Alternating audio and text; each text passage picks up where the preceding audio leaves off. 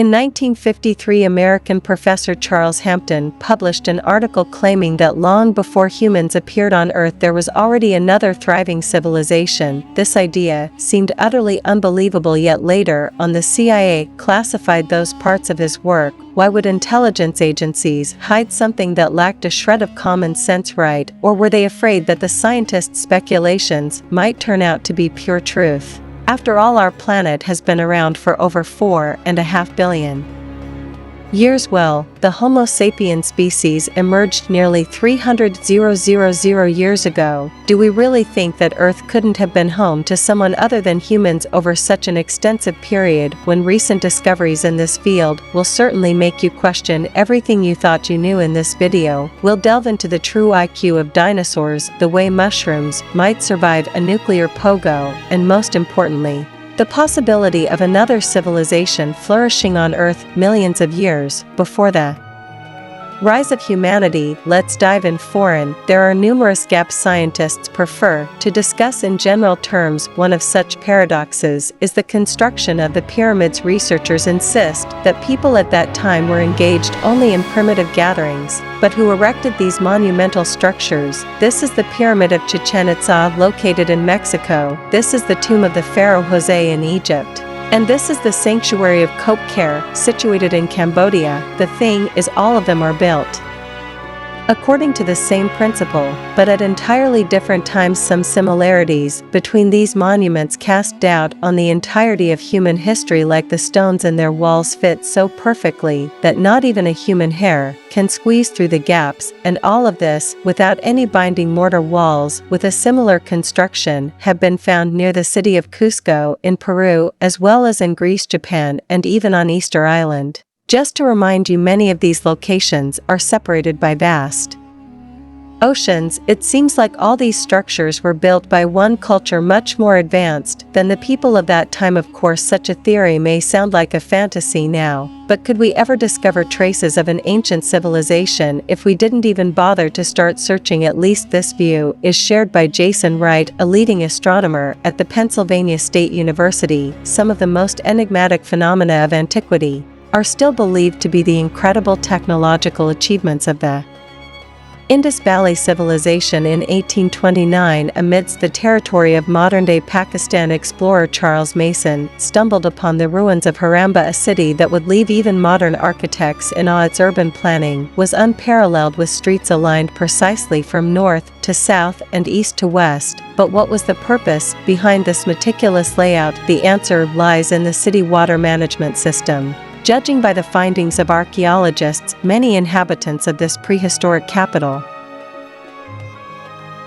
have their own pools, constructed with thorough attention to technological features. The ancient builders sealed the bottoms of those pools with resin to ensure they were watertight. Fresh water flowed through specially designed pipes, with a sophisticated drainage system efficiently carrying away wastewater. Meanwhile, other civilizations struggled to build even basic shelters. However, creating such pools without specialized tools would have been impossible. The people of the Indus civilization seemed to know how to handle complex iron tools long before the rest of the world. Most interestingly, scientists indeed managed to confirm this audacious theory in 1936, based on the findings on an entirely different territory. During excavations near the village of Saqqara, Egypt, archaeologists unearthed the so-called serupium, enormous granite boxes used for burial ceremonies. Egyptologists claim that these boxes were made during the 18th dynasty between the 1550s and 1300 BC. However, during that time the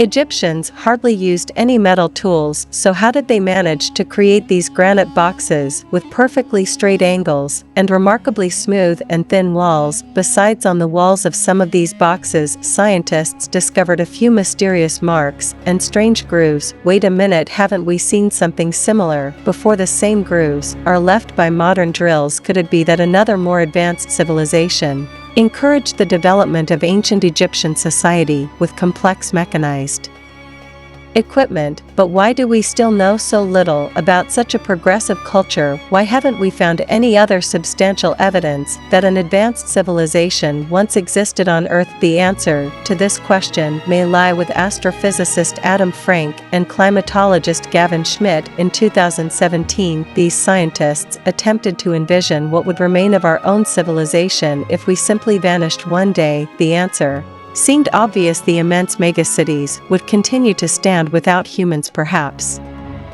only covered in a thick layer of moss. If any civilization had constructed something similar before us, we would have undoubtedly discovered it by now. Archaeological excavations would have assisted us, but despite centuries of searching, humans have yet to find prehistoric skyscrapers. Does this mean they never existed, or is everything not as evident as it seems? According to Frank and Schmidt, our own cities will disappear from Earth in just 10,000 years, leaving behind randomly scattered massive boulders. This says little about our civilization's development, doesn't it? So it appears that only archaeology can assist us in the search for the most recent evidence. However, as time passes, the traces descend deeper underground and eventually turn to dust. Very little evidence remains even from Neanderthals, who lived only tens of thousands of years ago. But what if someone built an entire society on our planet long before that? You're probably ready to mention plastic. It takes much longer to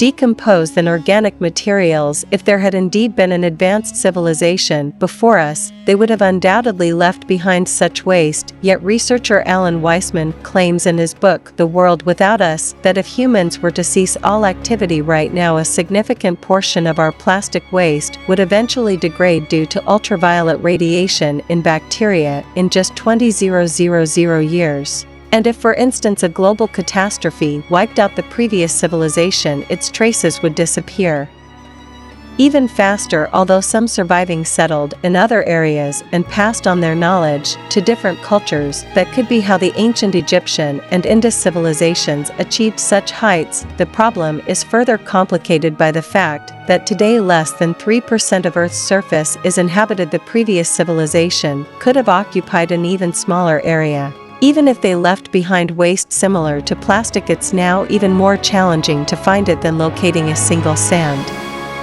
grain on an entire beach. Therefore, if there was a society identical to ours a billion years ago, we would hardly find any evidence today. But why are we so certain that ancient beings resembled us 4.5 billion years ago, when our Earth was still forming? The climate was far more extreme than today. Our planet was constantly bombarded by meteorites and comets, and the atmosphere mainly consisted of water vapor, carbon dioxide, ammonia, and methane. None of the known species would have survived under such harsh conditions, but perhaps they proved an ideal environment for entirely different creatures. Max Bernstein, the head of the Science Mission Directorate at NASA headquarters in Washington, D.C., believes that a civilization in such a climate could very well look like a network of sentient crystals. After all, other beings may lack even the fundamental aspects we understand, such as reproduction or metabolism. The main minimal criteria for the functioning of life can be considered the ability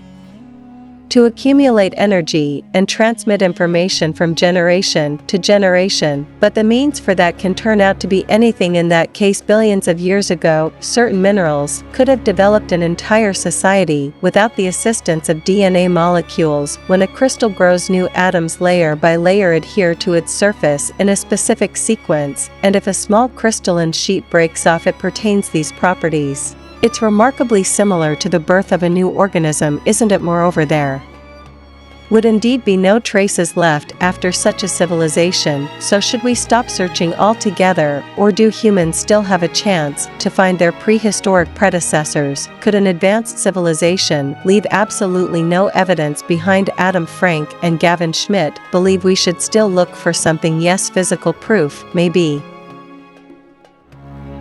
short-lived, but what about the indirect impact on our planet? Even if complex structures and mechanisms have long disintegrated into atoms, those atoms might have influenced the composition of Earth's crust. Schmidt and Frank hypothesized that any industrial civilization would have required energy to exist, even as this culture evolved millions of years ago. This means that any ancient industrial society just like ours would have extensively relied on fossil fuels at least, music, development after all to build solar panels or waste-free hydroelectric power plants. Mechanisms for such construction must be initially established, for that we would definitely need additional energy sources such as oil, coal, or even large amounts of wood. Such energy-intensive industrial processes, especially their waste, would undoubtedly have left physiochemical traces within the depths of our planet. In simple terms, we shouldn't be searching for the ruins of prehistoric factories, but rather the emissions from such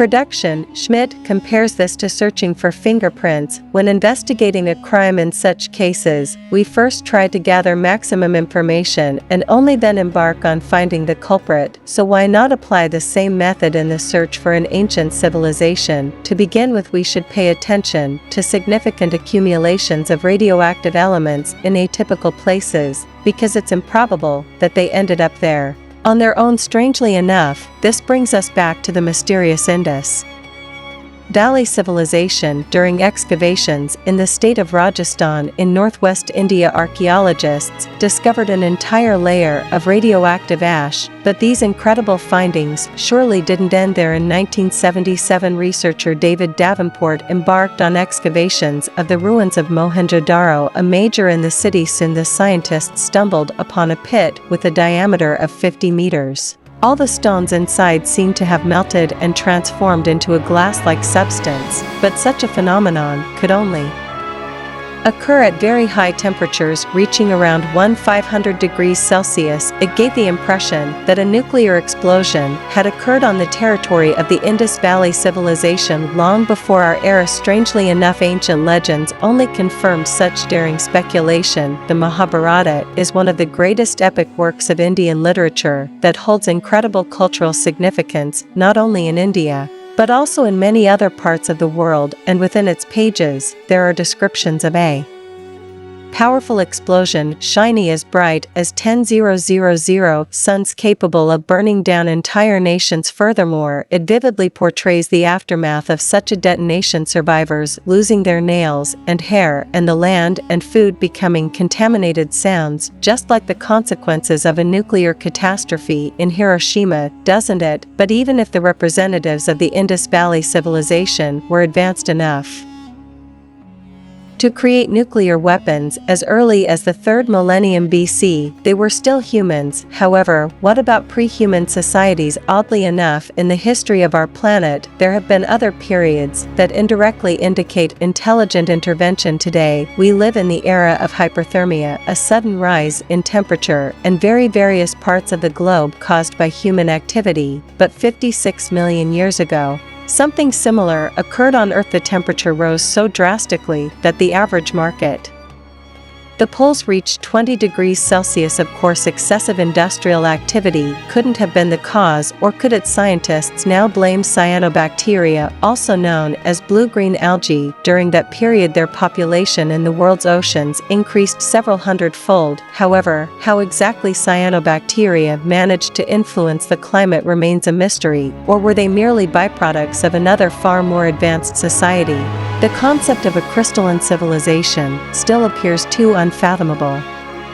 Too many scientists still they don't really deny the possibility that billions of years ago, other organisms might indeed have ruled our planet. So could humans possibly underestimate the abilities of those they encounter her every day? In the year 2000, Japanese biologist Toshiyuki Nakagi decided to conduct a mind-blowing experiment. He placed a sample of mold at the entrance of a maze used to test the intelligence and memory of mice. At the other end of it, he placed a sugar cube, and a few hours later, the scientist couldn't believe his eyes. The mold seemed to sense the sure scent and began sending its threads searching for it. The mold's mycelium branched out at every intersection in the maze, and those that reached dead end just turned around and started over. Soon enough, the mold had enveloped the long-awaited piece of sugar. In other words, the mold's intelligence was literally superior to that of some animals. Modest estimates suggest that there are around 160,000 strains of fungi on Earth.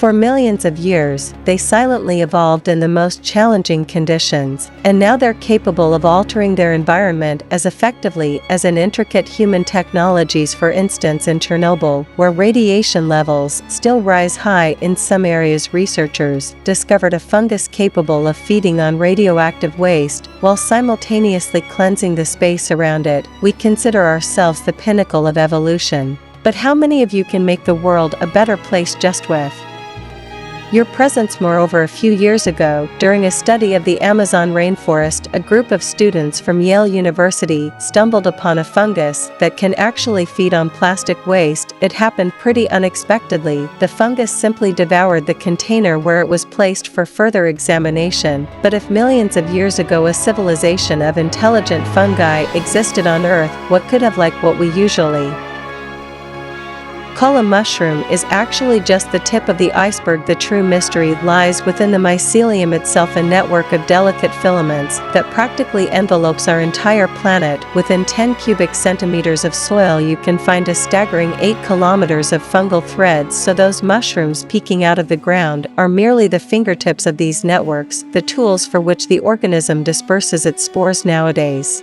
scientists largely agree that mycelium not only transports nutrients and chemicals, but also functions as an intelligent and self-learning communication network. The most mind-boggling part is that there's no central server. In fungi, each filament operates independently, and the information it gathers can be transmitted in all directions throughout the mycelium. What's even more bizarre is that this kind of resembles the modern internet structure. It turns out that a remarkably advanced communication system has been lying right beneath our feet all this time. In ancient times, such a mycelium network could not only contribute to the development of other organisms like cyanobacteria, but also cover its tracks. I mean, if intelligent fungi once produced plastic or even radioactive weapons, they long ago rid themselves of these waste products. So it seems humans won't be able to find any evidence in the end. Well, who said Earth could have harbored only one civilization? Perhaps new societies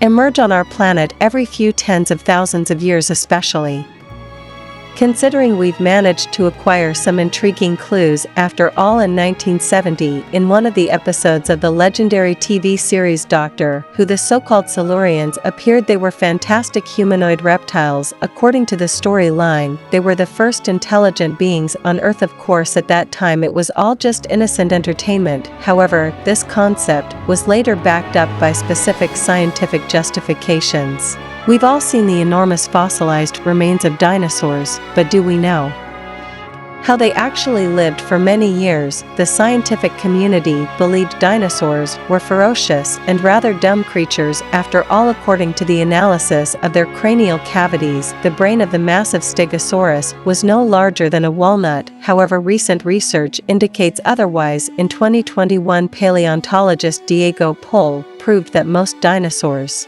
were far more intelligent than we had thought. For instance, individuals of the Maiasaurus species returned to the same place every year to nest, meaning they possessed enough intelligence to remember the location and assess its good points. It's highly likely that Maiasaurus even developed a division. Enough labor males guarded the nesting females and eggs, while adolescent dinosaurs explored the surroundings in search of suitable food. This is much more complex behavior than that of creatures with walnut-sized brains. After having analyzed this data,